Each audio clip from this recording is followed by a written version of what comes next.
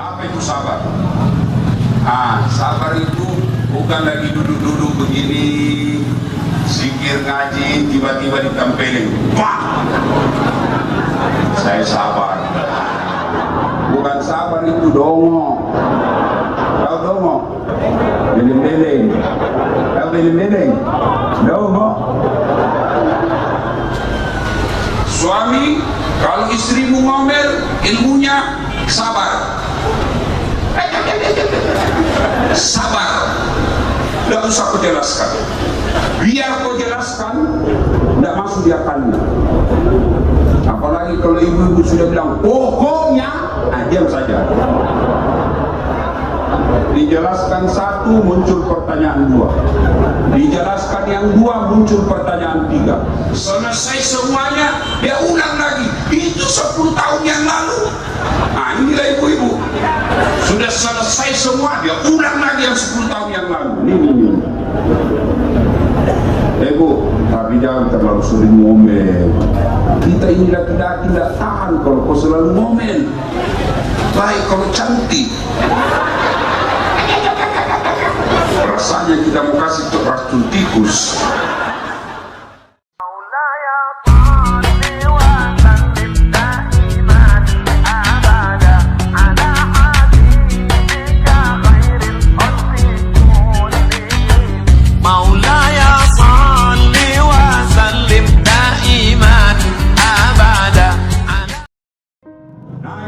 Saudara-saudara sekalian, ada masalah.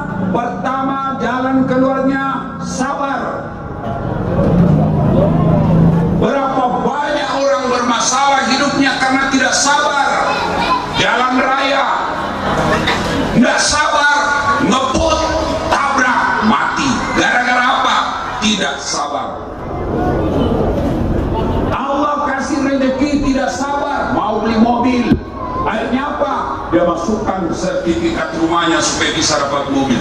Ternyata sudah terdapat mobil, kebunnya bermasalah, tambaknya bermasalah, sawahnya bermasalah. Akhirnya apa? Tidak bisa bayar cicilannya. Bukan cuma mobilnya yang ditarik, sertifikat rumahnya pun akhirnya diambil. Kenapa? Karena tidak sabar. Suamiku jelek mukanya Ustaz, sabar. Sudah itu jodohmu. Istriku tukang ngomel Ustaz, sabar. Tidak ada kala itu ilmu sabar. Ini muka-muka ini yang suka ngomel. Kau kira enak jadi laki-laki? Kita di kantor berpikir kerja bagaimana ini jalan otak. Dipikir lagi. Kita pergi ke warung kopi, dipikir lagi bagaimana ini cicilan bisa lunas.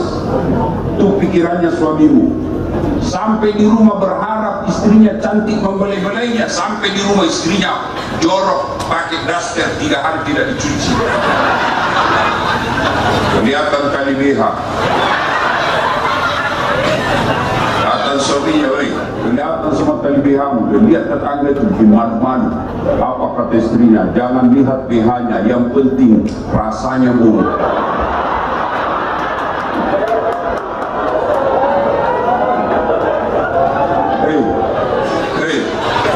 Hei, kau kira enak jadi laki-laki? Jangan menghina suamimu. Sabar, sabar. Ya, ilmu paling enak itu sabar dan baik sangka. Tiba-tiba telepon suami tidak dijawab, sabar. Lalu baik sangka, mungkin suamiku lagi sholat duha. Dan ketawa, saya serius. Tiba-tiba suaminya ada berita, suamimu kawin lagi, sabar. Sabar saja. Tiba-tiba suami jadi tukang tipu, sabar. Apa itu sabar? Sabar itu bukan lagi duduk-duduk begini, zikir ngaji, tiba-tiba ditempelin, pak! Saya sabar. Bukan sabar itu dongo. Tahu dongo? Beling-beling. Tahu beling-beling? Dongo. bukan itu sabar. Lalu apa itu sabar? Operasionalnya, prakteknya sabar. Lihat hidupnya Nabi Ayub alaihissalam. Nabi Ayub kaya, banyak harta, dia sering bantu temannya, semua orang kampungnya dia bantu. Tiba-tiba jatuh miskin, bangkrut. Datang iblis, Ayub, tidak usah kau sembah Tuhanmu. Ngapain kau sembah Tuhanmu? Dia ambil hartamu, sudah kau sembah Tuhanmu. Apa kata Ayub? Alhamdulillah, saya sempat kaya. Berapa banyak orang dari lahir sampai mati miskin, saya sempat kaya. Tadinya anggota DPR, tiba-tiba tidak terpilih lagi, dia sabar. Tadinya Pak Camat, tiba-tiba mutasi, tidak ada jabatannya, dia sabar. Itu namanya sabar. Ayub alaihi katakan, ya Alhamdulillah, saya sempat kaya. Berapa banyak orang lahir sampai mati tidak pernah kaya, saya sempat kaya. Tidak cukup ujiannya, kaya, bangkrut, anaknya mati. Datang lagi iblis, Ayub, tidak usah kau sembah Tuhanmu. Ngapain kau sembah Tuhanmu itu? Aisyah, hartamu diambil, sekarang anakmu lagi diambil, tidak usah kau sembah Tuhanmu. Apa kata Ayub? Alhamdulillah, saya sempat punya anak.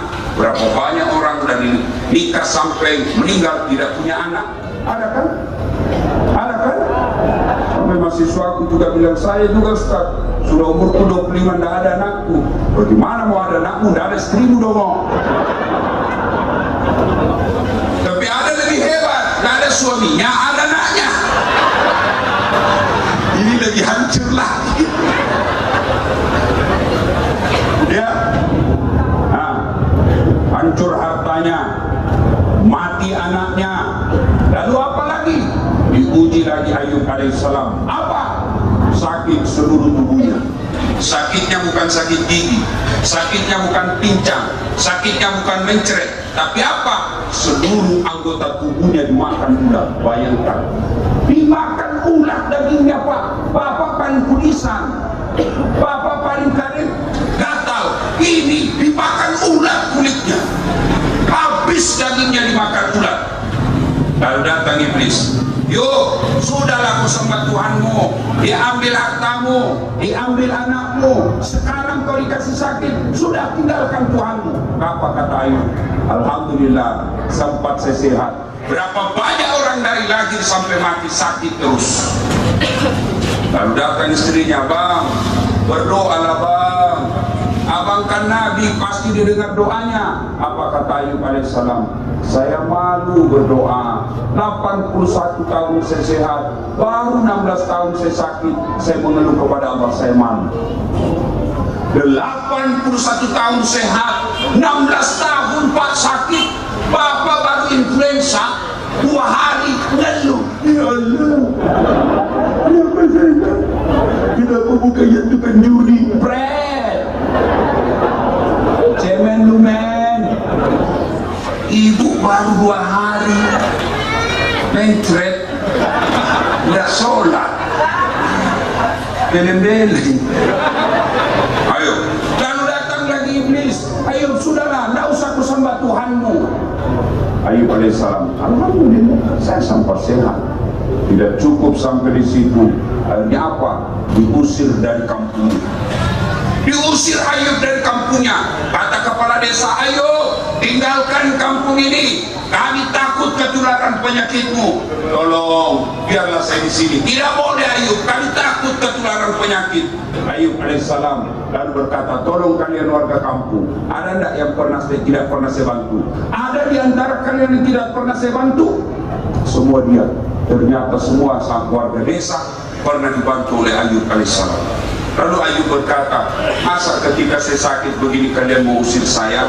Waktu saya kaya kalian semua saya bantu, pada saat saya menderita ini kalian usir saya. Tapi tidak apa-apa, saya tinggalkan. Tidak cukup sampai di situ cobaannya. Akhirnya istrinya datang kepada Ayub. Ayub, maafkan saya tidak betah lagi menampingimu, saya tinggalkan kau. Kata Ayub alaihissalam, teganian kau. Mentang-mentang saya sakit begini kau tinggalkan saya. Kan banyak perempuan begitu. Waktu suaminya masih kaya, sayang bener. Sekalinya suaminya miskin, jelek terus mukanya. Masya Allah. Ayo, ya sabar. Ilmu yang harus kita pakai, sabar.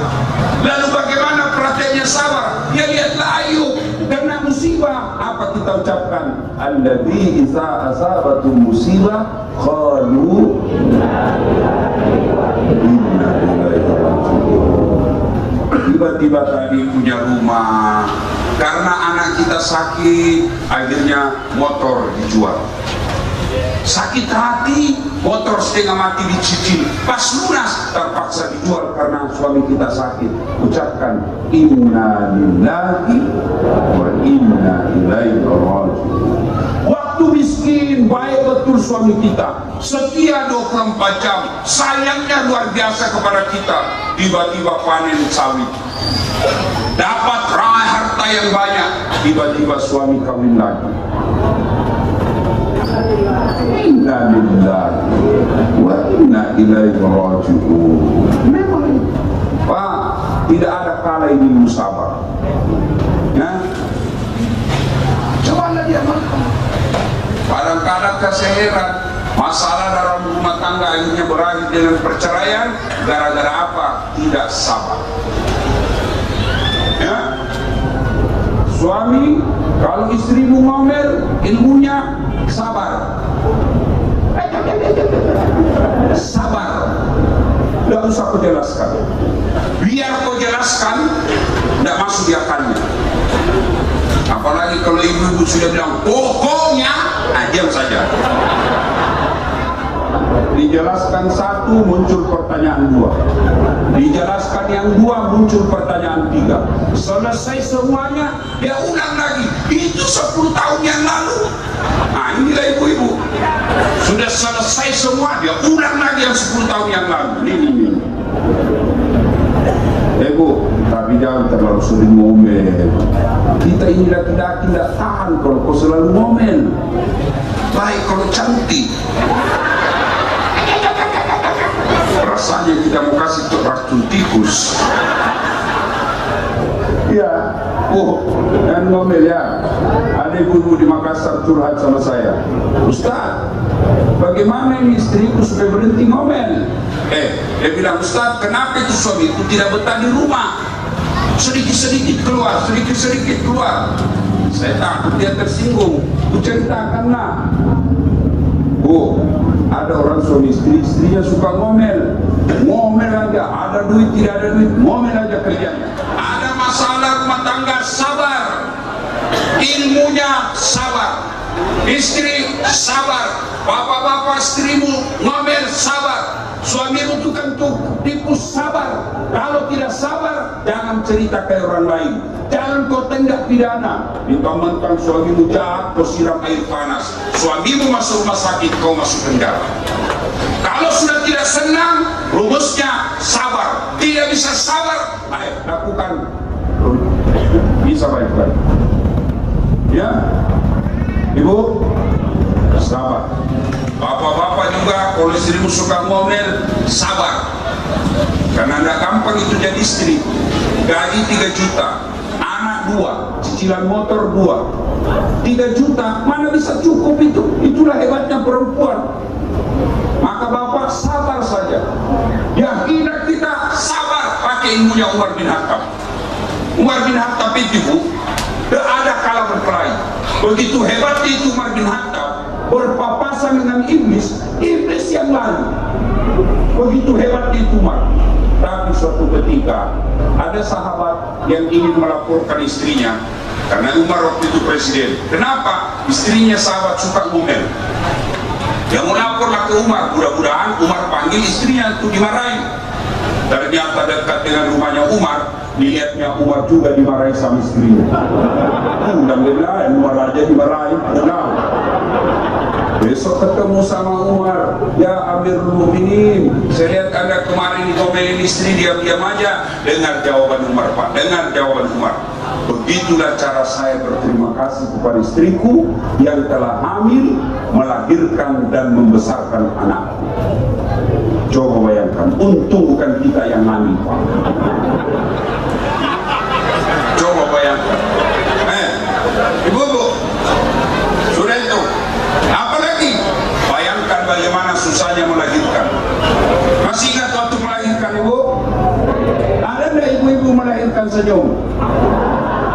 Mentang-mentang istri camat keluar nak. Menderita juga. Kalau bapak-bapak paling menderita kalau ngidam, ya kan? Paling menderita, tiba-tiba malam minta es krim. Masih baik itu Pak, asal ada tengah malam dia telepon saya, Ustaz, apa doanya supaya berhenti istri ngidam? Saya bilang, ngidam apa istrimu Pak? Dia bilang, nanti dia bisa tidur kalau dilihat saya di atas lemari.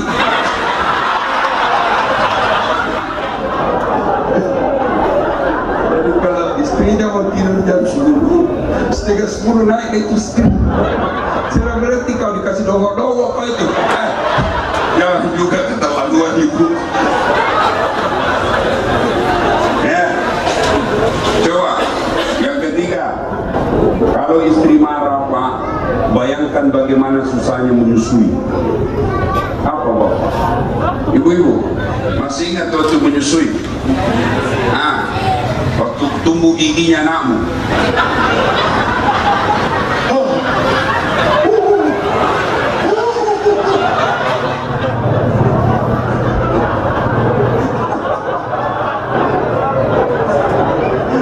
Sering mengalami. Apa ketika dia gigit kau tempeleng anakmu? Kau gigit saya kurang ajar. Tidak.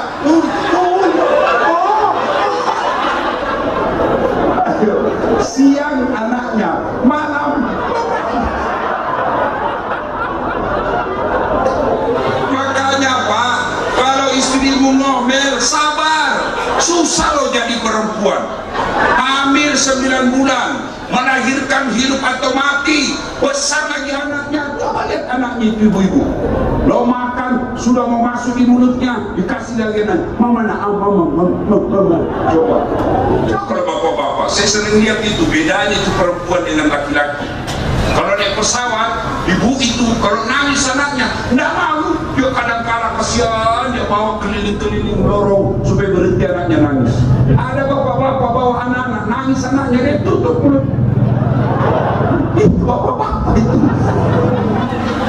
Makanya kalau istrimu ngomel, bayangkanlah susahnya jadi perempuan. Saya disuruh sana sini Ustaz, bayangkan susahnya jadi perempuan. Saya pernah suatu ketika pulang tak ceramah takziah malam-malam. Tiba-tiba istri saya WhatsApp, Pak Ustadz mohon maaf habis pompa dut. Matilah saya, kena saya ceramah saya. Saya berdoa mudah-mudahan tidak ada majelis taklim yang kenal saya. Begitu saya masuk toko, saya bayar, tiba-tiba ada ibu bilang, Ustadz beli pompa dut. Saya lihat baru saya bilang, biar daripada saya hamil ya, maka Pak, rumus dalam rumah tangga sabar. Tidak adalah kala itu ilmu sabar. Ya, adik-adik juga menghadapi orang tua yang rewel, sabar. Bapak ibu dapat menghadapi anak yang kurang ajar, sabar. Itulah rumus paling hebat, sabar. Yang kedua, resep menghadapi masalah.